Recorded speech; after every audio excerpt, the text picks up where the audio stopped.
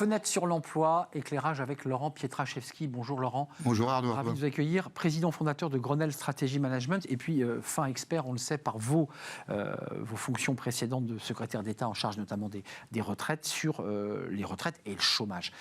Quelques mots sur ce qui est en train de se passer. Il y a eu un accord signé, alors ça a été compliqué, l'accouchement a été compliqué, mais un accord entre partenaires sociaux pour de nouveau se mettre d'accord sur cette assurance chômage.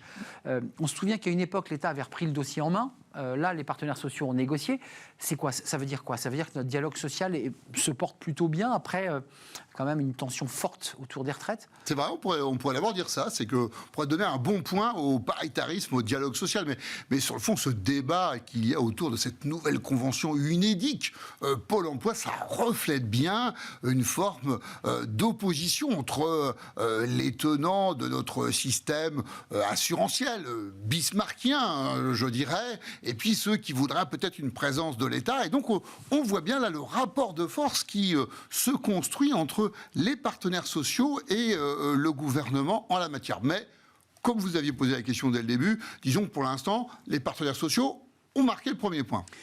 Quand même, cette question de l'UNEDIC et de la réforme de l'UNEDIC, le chômage est réformé très régulièrement depuis quelques années. Oui. On réforme et ça se passe bien d'ailleurs. C'est vrai. Les caisses sont plutôt pleines. Oui, en ce moment, elles sont plutôt pleines, mais pour une raison simple, c'est que le gouvernement porte des politiques depuis 2017 qui ont du résultat. Enfin, si on se souvient un peu de l'histoire, moi je fais plutôt partie de la génération de ceux qui ont connu un chômage structurel autour de 9-10%. Ouais, ça 10, ouais. On voit bien que les évolutions quand même politiques qui ont été mises en place, alors on peut être d'accord ou pas d'accord, mais enfin en réalité, on fait baisser le chômage. On fait baisser le chômage. Et que dans toutes ces actions, il y a eu aussi une action portée par Muriel Pénicaud en 2019 qui avait proposé de transformer le mode d'indemnisation du chômage, notamment parce que ça facilitait ce qu'on appelait la permittence. Je ne sais pas si vous vous souvenez, Arnaud Ardouin, mais en fait, au final, c'est qu'on gagnait plus sa vie à alterner de l'intérim et du chômage qu'à choisir un CDI, notamment dans le bâtiment, par exemple. Bon, voilà, les choses ont changé en 2019. Ouais, sur les CDD notamment. Voilà, sur les CDD notamment, et c'était là à la main du gouvernement, parce que là, les partenaires sociaux n'avaient pas tenu la lettre de cadrage de Muriel Pénicaud, et c'était le gouvernement qui avait pris la main. Alors, il y a cette convention UNEDIC, les partenaires sociaux se sont mis d'accord, bientôt elle sera officialisée, mais il y a un autre sujet qui monte, c'était la une du Monde il y a quelques jours, les réformes d'Emmanuel Macron, réformes économiques, un peu contrecarrées par un chômage qui de nouveau remonte. Qu'est-ce que va demander une nouvelle fois le gouvernement ? Certains évoquent déjà l'idée qu'il faut refaire une réforme de l'assurance chômage. Il faut la refaire ou pas, cette réforme ? Tous les 6 mois, on a une réforme. Oui, alors le gouvernement a déjà quand même intégré dans sa réforme de 2019 le fait qu'on était mieux indemnisé lorsque l'économie allait mal et donc le marché de l'emploi était difficile, et moins bien indemnisé, notamment dans le temps. Quand je dis moins bien ou mieux, c'est surtout la durée d'indemnisation qui évolue. Bonus-malus, et donc, c'est ça. En fait, c'est un coefficient, si vous voulez, qui s'applique. Vous êtes moins indemnisé lorsque le marché de l'emploi est très favorable aux demandeurs d'emploi, puisqu'il y a toute logique de pouvoir retrouver un job. Mais là, aujourd'hui, et vous êtes indemnisé plus dans la durée quand le marché de l'emploi est difficile. Là, il est quand même encore très favorable.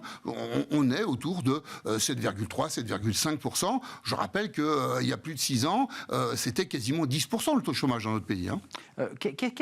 Qu'est-ce que demande, avant de nous quitter, qu'est-ce que demande le gouvernement aux partenaires sociaux ? Parce que c'est pas une négociation libre. Il y a un cadre. C'est vrai, ils cadrent. Ils reçoivent des documents. Oui, mais vous avez raison. Ils cadrent par cette fameuse lettre de cadrage. D'ailleurs, c'est là où les partenaires sociaux créent un peu le rapport de force. Cette année, la lettre de cadrage est arrivée fin juillet. Ils ont contesté les partenaires sociaux qui gèrent l'UNEDIC, puisque nous avons ce pilotage, ce paritarisme de gestion autour de l'assurance chômage. Ils ont contesté les chiffres du gouvernement et sur le fond, ils n'ont pas d'ailleurs tout à fait répondu à toutes les attentes d'Olivier Dussopt. Moi, je vois quand même la question toujours posée. La convention a été très largement signée, puisque si on met au côté CGC et CGT ne signeront pas, mais toutes les OP ont signé, et donc une majorité des OS. Mais il y avait des points précis. Dans ce cadrage, il fallait aussi travailler sur les seniors, et là, les partenaires sociaux ont éludé le sujet. Alors, ils ont accusé réception de la demande d'économie qui était faite de la part du gouvernement, mais ils ont envoyé ça à leur négociation senior. Donc, concrètement, ils n'ont rien produit en la matière. Et puis, il y a un deuxième sujet. Vous vous souvenez que le gouvernement s'était aussi posé la question de la performance économique de l'Unédic, notamment quand le chômage est faible. Et donc, il avait demandé à l'Unédic de participer financièrement à hauteur de 2 milliards par an à l'action de France Travail. Et là encore, on ne sera pas tout à fait au rendez-vous. Venez nous reparler de France Travail, peut-être dans votre prochaine chronique, parce que avec c'est ce qui se pointe le bout de son nez en janvier prochain. La loi a été votée. C'est un vrai plaisir de vous accueillir. Laurent Pietraszewski, président fondateur de Grenelle Stratégie et Management. Merci de nous avoir éclairé sur ces enjeux du chômage et sur ce dialogue social. Merci à vous. L'émission est terminée. On se retrouve évidemment très prochainement. Merci à toute l'équipe. Nous sommes très en retard. Merci à Alice à la réalisation.